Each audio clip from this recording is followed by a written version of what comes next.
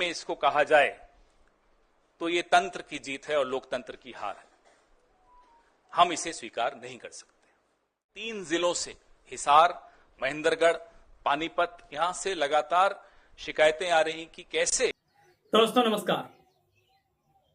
चुनाव खत्म हो गए, वोट के रिजल्ट आ गए और सरकार भी बन रही है।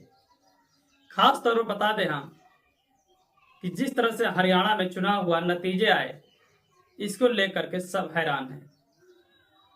खास तौर पर कांग्रेस पार्टी, जिसको मीडिया ने प्रचंड बहुमत दिखा रही थी, वो कांग्रेस पार्टी अब चुनाव हार गई और हारने के बाद उन्होंने गंभीर आरोप फिर लगा दिया है ईवीएम पर, क्योंकि ईवीएम पर आरोप लगाते हुए उनका शक है और कहना है कि कांग्रेस पार्टी की जहां पर ईवीएम मशीन में 60 से 70% बैटरी है, वहां कांग्रेस जीत रही है और जहां 99% बैटरी है उसमें हम हार रहे हैं, यानी बीजेपी वहां जीत रही है।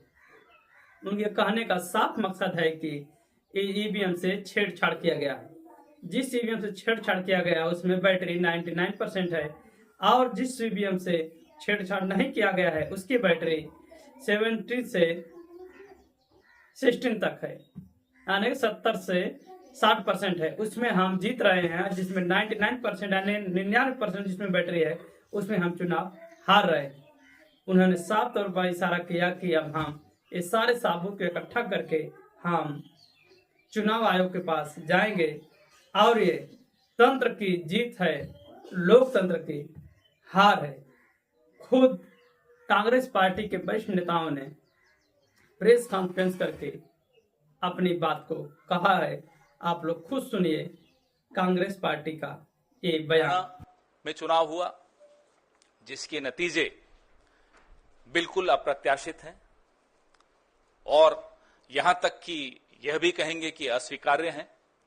जिस तरह की शिकायतें लगातार आ रही हैं, अभी हम जयराम रमेश जी और मैं जिस कमरे में बैठे थे वहां भी लगातार शिकायतें हमारे नारनौल के कैंडिडेट राव नरेंद्र सिंह हो गए या पानीपत के कैंडिडेट हो गए, 3 जिलों से हिसार, महेंद्रगढ़, पानीपत, यहां से लगातार शिकायतें आ रही कि कैसे बैटरीज जो मशीन की थी वो 99% थी और जिन मशीनों की बैटरीज 99% थी उन मशीनों में नतीजा एक आया, हमें हराने वाला नतीजा आया, और जो मशीनें नहीं, जिनको छेड़ा गया, जिनकी बैटरी 60-70% जो स्वाभाविक है होनी चाहिए थी, उसमें हम जीत रहे हैं हमारे कैंडिडेट।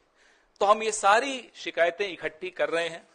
हमारे कैंडिडेट्स ने वहां रिटर्निंग ऑफिसर्स को शिकायतें दी हैं और दे रहे हैं अभी, लेकिन आने वाले कुछ दिनों में ये सारी शिकायतें लेकर हम चुनाव आयोग में जल्दी ही जाएंगे और अपनी शिकायत वहां दर्ज कराएंगे। इस तरह का नतीजा कहीं भी धरातल पे नहीं दिख रहा था। आप लोग भी गए, हम लोग भी गए, सब घूम रहे थे। कोई ये नहीं मान सकता कि हरियाणा में इस तरह का अप्रत्याशित नतीजा आएगा। हम सब अचंभित हैं। ये अगर कहा जाए तो ये तंत्र की जीत है और लोकतंत्र की हार है।